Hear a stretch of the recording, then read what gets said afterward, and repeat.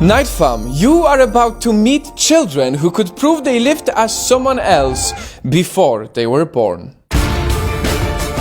The following stories are verified by psychologists and they will change the way you look at afterlife. Let's start from James, who could prove he was a pilot who died in World War II. James was less than 2 years old when he became fascinated with World War II planes. He loved them, but the more he loved the planes, the more nightmares he had with him inside a crashing plane. To top this unusual behavior, psychiatrists diagnosed him with a PTSD disorder, which didn't make sense because James didn't go through anything bad in his life. And here is where it gets really creepy. At some point, James described the event. He said in his previous life he was James Houston, a pilot of a Corsair plane,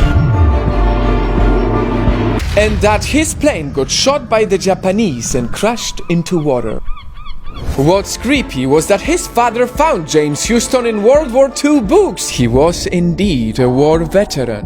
Most of the stories that James said about his past life matched to what his parents found in the research, and eventually came to believe that the fallen fighter pilot reincarnated into their son. Next is Purnima, who believed she was a man in her previous life. It all began from her asking, "Where are my parents?" over and over. At first, her mother thought the girl was talking about her, but that was not the case. She was asking for her previous parents. See, at some point, Purnima started to talk about her previous life in detail. She said she was a man called Jina Dasa. Her stories were so detailed that she could describe her job as someone who made incense sticks. And finally, she said how she died in a traffic incident in her previous life. There was only one family that made the incense sticks that Purnima had mentioned. They found them, and perhaps the most chilling part, Purnima's story was verified. Jinadasa indeed died in a traffic incident. In the autopsy of Jinadasa's body, the bus had run over his chest. Purnima had birthmarks on her chest similar to the location of Jinadasa's injuries. Wow.